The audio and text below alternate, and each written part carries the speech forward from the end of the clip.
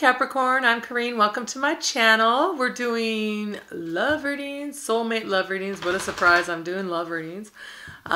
We are doing them for the next 2 weeks and just kind of see what the energies are. If you want a personal reading, please visit my website, email me, or go to Instant Go. On Instant Go, you get an instant reply. So that's been going pretty well. So let's see what we have going on for our Cappies.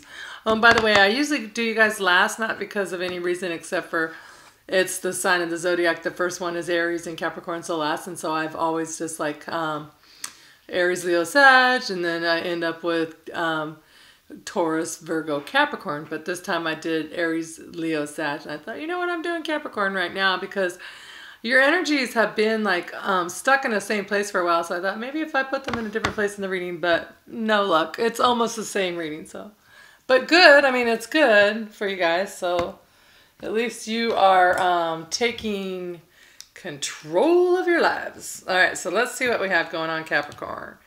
I did these readings a little different this time. Okay, at the core, you have separation. Time apart from your partner is on the horizon. So some of you guys have been going through this for a little while here, and so it's just saying time apart. You need some time apart. And then to clarify that, we have the Temperance card, which is about being patient and just kind of knowing you have it within you to kind of like endure or go through or change or, you know, help any situation that you're in right now personally, that you do have it in you. And this is also the sign of Sagittarius. And then we have the Moon card, a Cancer card. This is about not being able to see things clearly, things not being known to you yet. Just kind of waiting and trusting and using your intuition and kind of just waiting till you can see it clear.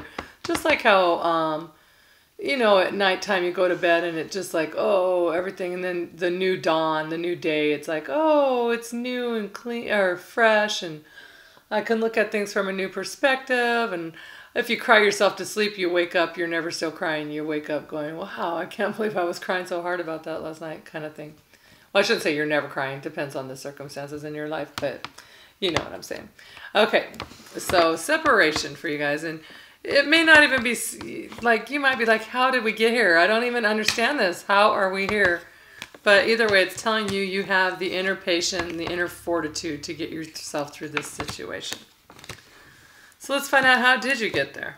So in the past, you have religious factors. Your love life is influenced by your religious upbringing and spiritual path. Well, that could be all the way from like you're Jewish and he's Christian, or one of you is very strong into the church, the other one's not, or maybe one is like me, kind of like into the metaphysical realm and into like spiritual stuff and things that the church normally doesn't approve of. So something along that line. And then you have the Queen of Swords. So she's about being able to see things clearly and just saying, aha, wait a minute, this is not serving me. This is not how I want to live my life, or how I want in my life, what I want in my life. And so she's about chopping out what no longer serves her and just kind of clearing her path. So maybe you are with someone who your religious differences, or maybe they try to, doesn't have to be religion, just their point of view. They try to just make you see things from their point of view all the time. And then you also had the Five of Swords. So that was about choosing to walk away, taking your dignity and leaving and just taking what you have. And it's kind of a shallow victory. It's like, yeah, I won this round. But at the same time, you didn't really feel like you won anything. So you guys might have been having tit for tat in the past, and you won one round, they won the next, but no one ever came out a clear winner. And then just recently, you have, okay, Capricorn, I'm sorry. I try to make it positive. We have unrequited love. So there is not enough attraction or chemistry to keep this relationship going. So in your recent past, you've just come to this, you're like, you know what, this is done and over. Or they've told you the same thing, like, I don't feel it anymore. But it's probably you just saying, what have you put me through? I am out of here. And then you have the Fool. The Fool, it's all about new starts, new beginnings, taking a leap of faith, going for it. This is the Aries card. You could be taking a leap to an Aries, from an Aries, or nothing to do with an Aries at all. But either way, it's just about fresh starts, trusting the universe, and you're just going for it. And they've got the rose there in their hand. They're being innocent. They've got their white dog. He's innocent too. They're just pure friendship, innocent love, and they're just going for it. So they've got their little backpack packed, and that's all they have. I can't think what that thing's called, and I know that a hobo bag or something. And then you have the Two of Cups. So we were on unrequited love, and then the new leap of faith with the Fool, and then the Two of Cups. So the Two of Cups, to clarify the Fool, the leap of faith. So you're either going towards who you think is your soulmate or going away from a relationship you thought was a soulmate relationship. And here's the thing, a lot of times you might be with a soulmate and it could be the end of a cycle with a soulmate. A soulmate doesn't mean it's going to last forever because I found my soulmate. What it means is, wow, hold on, lace up your tennies. We're about to teach each other some lessons. There might be years of greatness and then some real chaotic time in between. And that's a soulmate relationship. Your soul's learning. There's a reason they're your soulmate. They came down here to teach you a lesson and for you to teach them lessons. Okay, so crowning your thoughts right now, you have codependency. Addictions are affecting your romantic life. So, what's that about? I want to know. And so then we have this choice card. So I think that maybe you might be dealing with, or you might be someone who just can't make a choice in love, and you have more than one choice, and you're addicted to the one relationship and you're also addicted to the other, and you can't make a choice, or you're dealing with someone like that and you've just been waiting for them to make a choice for far too long. So when you have Ace of Swords, new beginning, babies, that's seeing things clearly, having the mental clarity to all of a sudden be, you know what? Adios. Peace out, buddy. I see what you're up to. So that's good for some of you Capricorns there. At least you're seeing things clearly. Okay, so now we want to, oh, wait, what's coming up in your immediate future? Trust. So this situation is calling for you to have faith. So it's rolling out for a reason. Either you two just have something to work through, a patch in the road, and you're going to be okay, and you're just going to move together, back together. Or there's something better, something waiting for you. I know, I feel like a lot of Capricorns, from the ones I've done readings and stuff, a lot of Capricorns are going back to some ex from 30 years ago who happens to be a Leo. They're leaving Aries and going to a Leo. So, hey, I'm a Leo. I can't blame you for leaving an Aries to come to a Leo. Just kidding. I love Aries so much. Okay. Then we have here trust. Remember, it says situation is calling for you to have faith. Then you have Two of Wands. So that's about having to make a choice. This, I always think of him as an Aries. So you have a lot of Aries energy in your reading. But this is about a person who needs to make a choice, pick a path, and stick to it, and just go for it, and just trust that it's the right path and move on. Then you have Ten of Cups. So that's happy home life, happy family, everything. So you need to make a choice to choose what's going to make you happy in life, what's going to bring you contentment when you're in your home, peace when you're in your home. Doesn't mean you have to have a happy, big, huge family. It just means you have to be there and feel content and feel joy and feel, like I said, peace, and just what does that for you? Okay, so now I wanted to see your hopes and fears.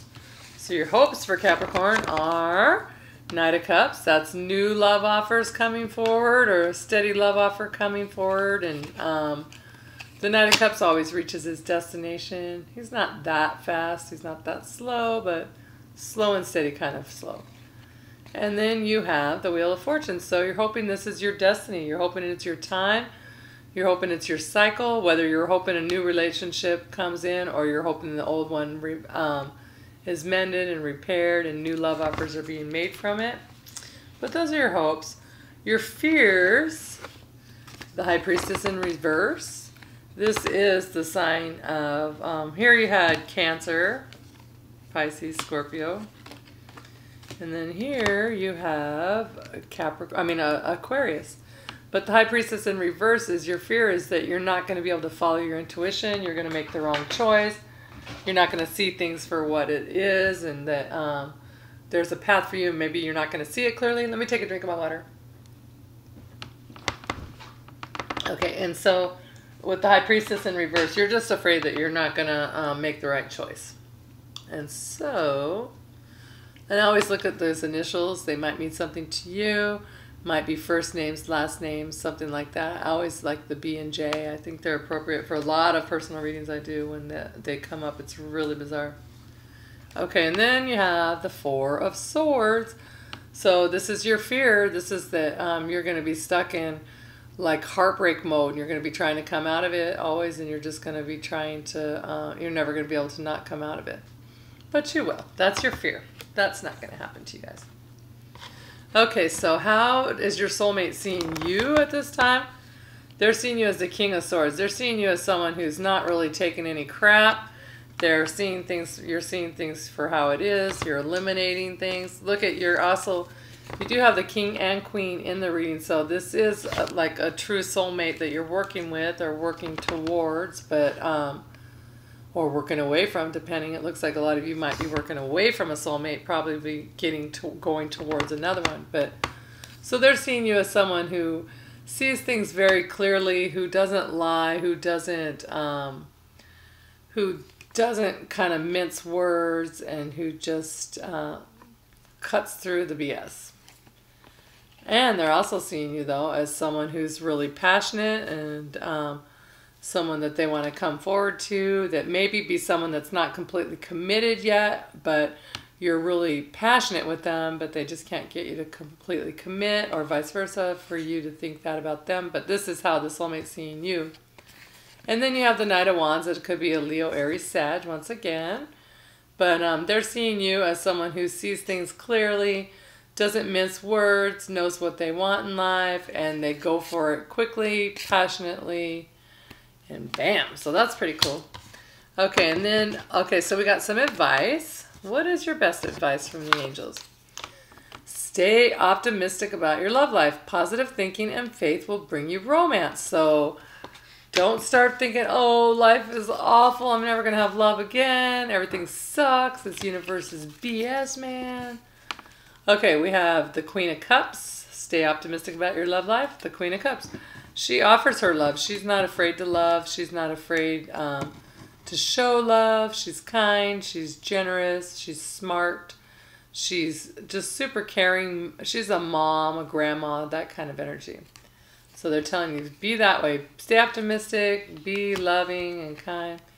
Then you also have Eight of Pentacles. So that's about putting the work in. So put the work you need to put into the relationship. Put it in. Whether you like... Don't lose your optimism. Don't lose your self-help, I guess. Like, if you see a potential with something, do what you need to do. Make the calls, do the texts, bake the cake, or take them out for the meal, or whatever it is. You know what I'm saying? I'm just throwing things out there. Whatever. Okay, and so now we have for your final outcome for the next 2 weeks, free yourself. It's time to take back control of your life. So whatever kind of situation you're in, I feel like you guys have gotten this card a couple of times. I know Aries gets it a few times too. But it's just telling you, take control of your life and free yourself from the situation you're in. If it doesn't serve you, I mean, if it's something you really want and it makes your life better and it's never brought you a ton of drama and it's always made you feel good and they're not kind of mean and that kind of thing, then go for it. Try really hard to make it work. But other than that, free yourself from it and take control of your life.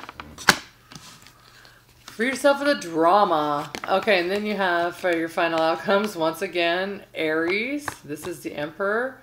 And then the Knight of Wands. So with free yourself, you have the Emperor and the Knight of Wands. So you might be freeing yourself from an Emperor, freeing yourself to go towards an Emperor. And then you have the Knight of Wands. Once again, same card. Fast pace, rapid movement, going towards someone at a, like, just passionate, knowing what you want and going for it. So that's freeing yourself. Get away.